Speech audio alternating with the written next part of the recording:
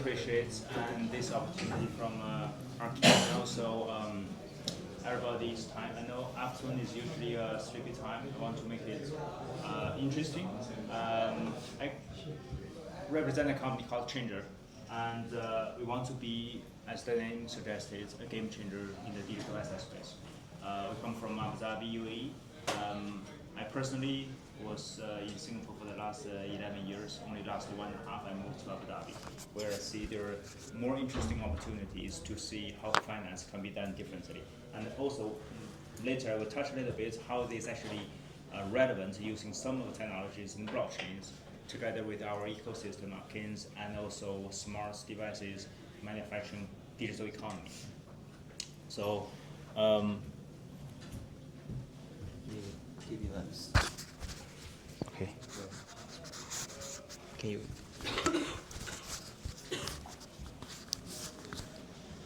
Okay. Is that okay? Okay. So essentially, we aim to be a crypto gateway, your crypto gateway. Either you're an individual or a corporate or a large institution that you want to do global business. The idea is very just simple and secure. These two things usually don't come together because either too simple, very fast, but security is a compromise. We want to have a very secure because number one, we are regulated. Number two, we work with the big institutions and corporates. They care more about security instead of just a simple and so fast. They care a little bit about, I think, speed, but more importantly, security is important. Sorry. And so this is what I envisioned 5 years ago when I moved to crypto. I've been done a little bit longer, about 15 years in the traditional finance, investment banking for 8 years, and hedge funds buy side for about 7 years. And in 2020, I made a decision to move to crypto. But at that time, it was very different than what it is now. The simple motivation at that time was how I can buy a Bitcoin easily. But more importantly, how can I buy big amounts, let's say $10 million with security. I don't have a solution at the time. So that was something that I felt was really, I think, the gap at that time in terms of finance, infrastructure. Every ecosystem traditionally exists, but in the digital world, crypto world, it doesn't have. So that's what I was trying to do. And this is just some statistic, how I see the two different worlds are actually looking at numbers. These are the numbers I think is some people may familiar if you do traditional finance. The three major pain points that we are currently using in the traditional banking, brokerage, or payment companies. Some payment companies are actually quite good as well. They're solving the issues. But it still exists broadly is a security issue, efficiency issue. That includes the cost and time. And the most important is the trust. How do you trust your financial counterparty? Do you trust your bank? When I ask these questions, most people say, well, yeah, why not? But let me ask you the next question. Do you know how much they charge you on your monthly fees in different products, account services, credit cards, loans? Do you charge how much in terms of the numbers is accurately calculated? So this is the thing is, I guess anyone checking their bank statements every month up to the digitals of 2 decimals? If not, make a simple quick test.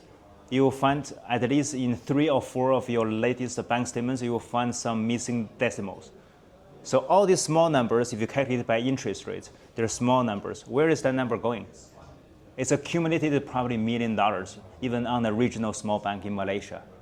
And that money is bank's money. They won't give it to you because they only cut at 2 decimals. That's just one thing.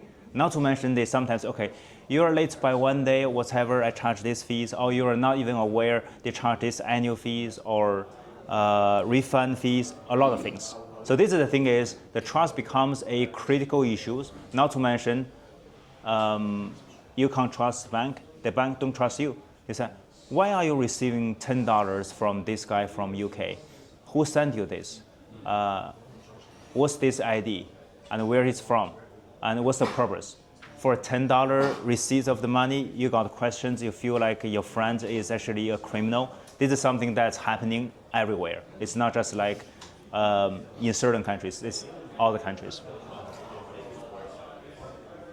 So I used blockchain as a way to solve these pain points, more or less actually to complement, because traditional finance has been developed over thousands of years from essentially the first, I would say, form of money in the way of whether we use a shell or stones in the ancient Rome's or whatever, ancient human history.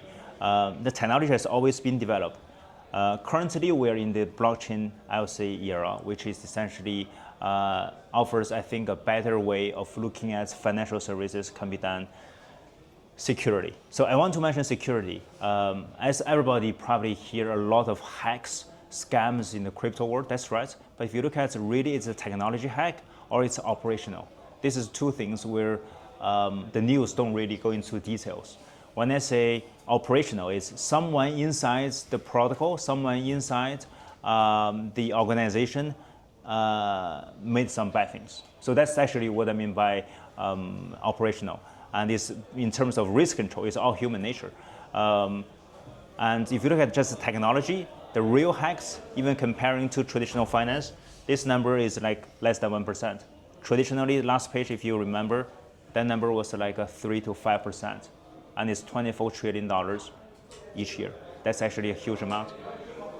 Efficiency, I think everybody should be already using that. If you haven't using a stablecoin transfer globally, give a try. I mean, I think Solana or Base is probably, I think, the most recent viable stablecoin transfer network.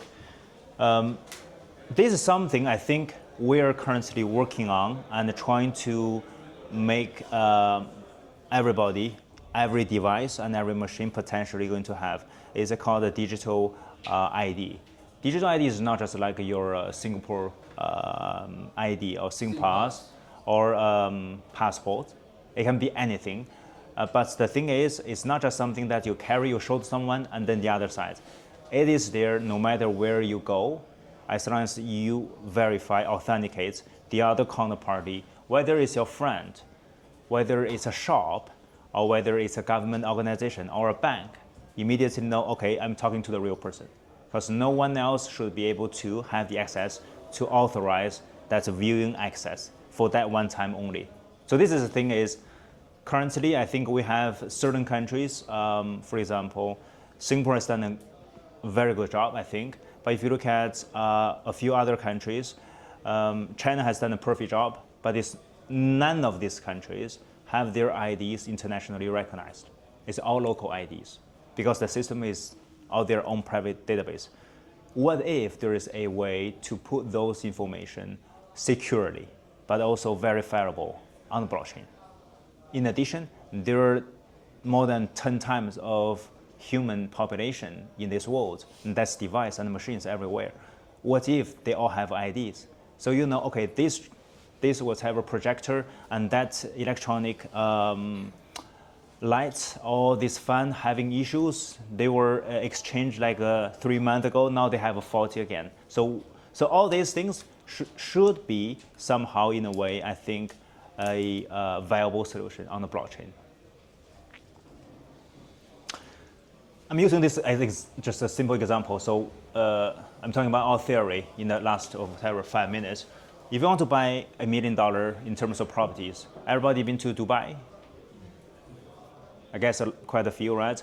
You'll definitely be impressed by the property market over there is literally going up since 2015 every year. And there's still increasing demand as people move in, but supply is actually constrained. How to buy this? If you go through this traditional process, you need, okay, as a foreigner, if you don't have a local ID or local bank accounts, it's almost like a nightmare. No matter how big ticket is, who is your broker agent, it doesn't matter. It's a lot of long process. You have to open a bank account.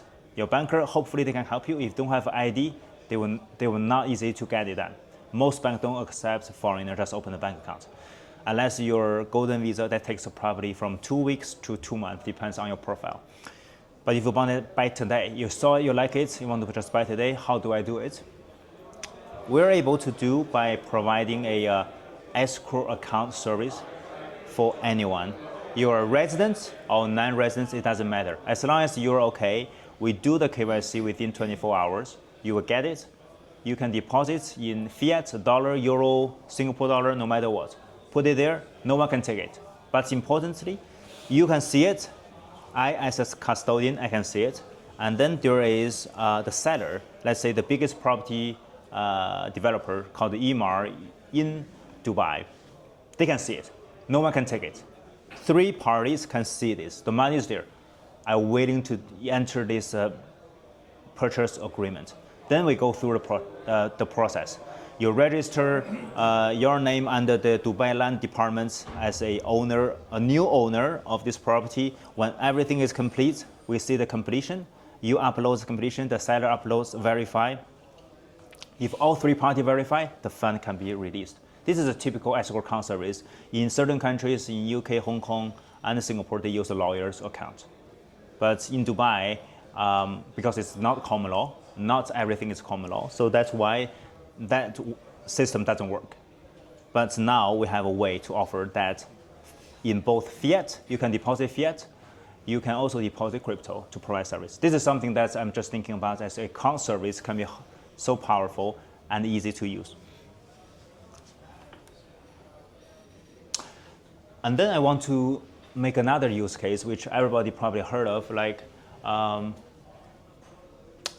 the stablecoin has been talked over probably a year. There's a lot of new stablecoin issuers. There's new blockchains. There's a lot of use cases.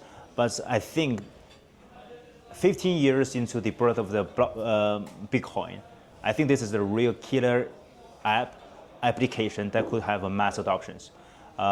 This is just 2 simple examples. One is retail, just like you buy a coffee from Starbucks, for example. How this flows using a credit card is going to take at least 5 flows. And each of these taking from 0.5% to 1%, and also some fixed charges depends on your agreement either with a payment network like a Visa, Master.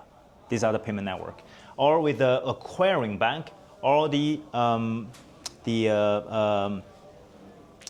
issuing bank. So this is like, even you think about there's like 5 or 6 parties for anyone who wants to start a small business, or as a consumer, you probably don't care, I just want to get my coffee, that's it. But the merchants usually sacrifice roughly about 2 to 3% usually. And that's why we get some rebates from your credit card issuer bank. Say they give you this, etc. They may charge more. So the money is coming from someone. It's not just free money. It's even worse when you look at when you do a B2B transaction. You're trying to import some clothes from Vietnam to Mexico, selling to Latin America. This is a very typical just trade flows. I'm just using this as an example. You're going through probably even bigger issues like currency exchange. There's no currency pair between Vietnam dong to Mexican peso. I don't think any bank will offer that. They do offer dollar to Mexican peso, they offer dollar to dong. You do 2 FX exchanges, and then you need to go to 2 local banks, perhaps 3, because you need a correspondent bank. The Vietnam local bank don't have any relationships, they don't trust any banks in Mexico. Vice versa, Mexican don't trust. So they need one, usually it's a JP Morgan, if they're large enough, or Citibank, or in the region, it could be DBS, for example, to have a relationship. So all these people, we are taking money, also taking time. They want to take time, they say, okay, I want to make sure the money is safe. I want to make sure it's sending to the right person, I'm checking this. But in fact, what do they get? They get 1 day free interest. They don't pay you. They don't pay the merchants. They collect by themselves. So all the big correspondent bank, this is called a floating money interest. It's a huge amount of money. That's why, unfortunately, I have to say the banks are very skeptical about the stable coins for certain commercial reasons. It's not just because they think the security is not there. Not to mention it takes from the fees, right? The fees and the time. That's 2 just simple use case, a retail use case and a B2B use case. I also mentioned one of the things I think this is the case we have seen. Exactly the cost of sending money on global average, roughly $50, slightly lower. Now it's below to $1 US to sending. Regardless, you are sending $100, you pay 50, or you're sending $1 billion, you pay 50. $1 billion definitely you pay more than that. To now 1 cent. This has moved. This is not just like I'm talking about. So this is international using SWIFT. You're probably at least paying this. I'm paying at least $200 to send money to US banks for normal bank transfers. In 2021, that's the thing when Ethereum has not scaled up yet. That's why you probably pay 5 to 10, depends on the network congestions, on USDCs on the Ethereum networks, 10 minutes. $1 now, I think that's probably where this Ethereum has actually getting a little bit more popular these days. But if you use Base, this can cost you a cent, literally a cent. Of course, if you use your platform, Coinbase, etc., it's probably free, by the way. So this is the cost, essentially, that is there. But who is using it?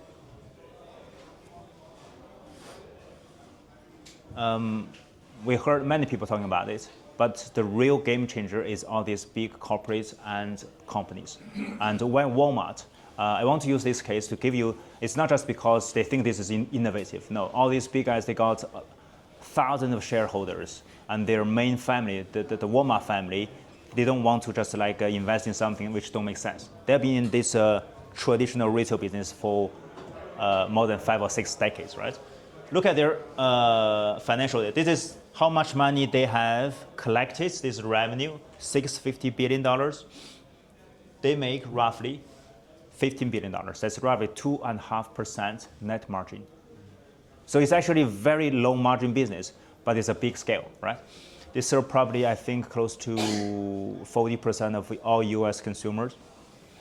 If they have a cut cost in terms of transactions, they pay $10 billion a year for transactions, banks, payment network, delay in the fees, refunds, etc., checks, systems. If they can save that, just like say, hopefully 99%, that will be just show. Maybe not 99%, let's say 90%. They can save almost $9 billion. They can increase their profit by almost 40 to 60%. They can increase their profits almost on the same year basis. And it's going to be every year going forward, perhaps even better. But how much to invest in that technology? Are they going to cost 10 billion to invest for the first year, maybe taking 2 years? No. If you look at all the stablecoin issuers, technology companies, bridging companies, no one is having that a wallet big enough to invest $10 billion. 1 billion is probably the best they can do, right? And Walmart can easily put 10 billion because they see their own benefits. That's why JD.com and all these big companies are coming to the stage to play. And that's actually going to be the game changer, which I feel. Let's move on. And I'm not just talking about, this is just a hypothetical case. If you look at the numbers, PayPal, this is last 12 months as of Q2 this year, so as of June end this year, PayPal transacted $1.7 trillion. That's roughly 2 trillion. Gave a sense of, I would say, the German's GDP, roughly. Visa is $13 trillion, about 6 times of this. Stablecoin is already 3 times, roughly 3 times of Visa. And ARC, I don't know if anyone use ARC. In the US, this is the way you have to use ARC. And understand you have to, but better to use ARC because most banks don't have a SWIFT code. And it's a very old system. They have been upgraded several times, but nonetheless, they transact almost $90 trillion, close to 100. This is moving very fast. And we're only having like 2 major stablecoins, USDTs and USDCs. And I think there will be more coming, especially what we are doing in Abu Dhabi, UAE. We have a Durham-pegged stablecoins. It will have a different use case. But the main use case is to solve these 3 pain points: security, efficiency, and trust. Yeah, let's move on. So when I say I want to do this, there are definitely some services say, okay, what Changer can do? Why Changer are working with all these great companies together? Consider as a bank, we want to offer a banking service to all of our partners and clients. When you go to a bank, what do? You do deposits, withdrawals. So that's custody, we have a license. Conversion, you do exchange into dollars, euros, Hong Kong dollars, Singapore dollars. You send money, you make payments to your friends, to your companies, or receive from your clients, etc. That's a payment. And then there are also two more things usually you do with a bank. Borrow lending, which if you do global trade finance, definitely that's one of the biggest. And also investments, when you have extra money at the bank. At the Changer, the first three we are able to do, and we are doing now. The next two, we are working with our partners, banking partners, as well as lending partner, investment partner within our holding group to offer such service. That's why it's not just like we have to go to another bank, we have to go to another investment house, etc. It's all within the same group as we operate. So in terms of the smoothness and also the trust is actually huge. So that's how we think the financial system could be developed in a way as open as possible, that's beneficial to all the customers like you as an individual or as a corporate. I mean, this is just for reference. Like there's different countries have different jurisdictions in terms of their stablecoin. Currently, I feel comparing to Singapore and the US, which are currently leading, by the way, Hong Kong, Japan, and the European Union, I can only say they are very framework ready in terms of actual use, not so much. European Union, we are starting to do something real after signing some MOUs about 2 days ago. So that's, I didn't list the UAE, because UAE usually not viewed as one of the financial jurisdictions by most people. Until the last 2 years, it's been moving into a very hot area because it's been to the white list by FATCA. And this is important because suddenly all the global banks start to trust your UAE banks. You can transfer in, transfer out. Probably two years ago, they will say, was this money coming from Dubai? They will question a lot. They will return the fund, which happens to Hong Kong banks, to Singapore banks, to definitely European and the UK banks. Now, this is not an issue. If the bank is okay, then adding a second layer empowered by blockchain technology and a crypto open finance system, I think it will be much more interesting. And that's why having an ecosystem, I didn't mention the stablecoin we have within our system, which is already launched. So there are several use cases. Let's say if you buy air ticket through our Air Arabia Airlines, you can pay through stablecoin, AED based. If you pay government tax or fees, parking fees, you can use that. If you travel to Dubai or Abu Dhabi duty free, if you don't want to exchange into cash, you can get that. And there will be more, like later on the real estate, on the global trade finance, etc. So this is the partnership we have built, mostly financial institutions, by the way. But just in case, if you want to do anything into UAE, come to us, because we all work together. Arkins and Robo.ai, we work very closely in terms of offering the next generation service. I think Benjamin has actually already introduced you to. But these are our financial counterparties. It's just some of those, all licensed and all have, I would say, banking grades in terms of security as well as balance sheet. Yes. That's all good. Thank you, everyone.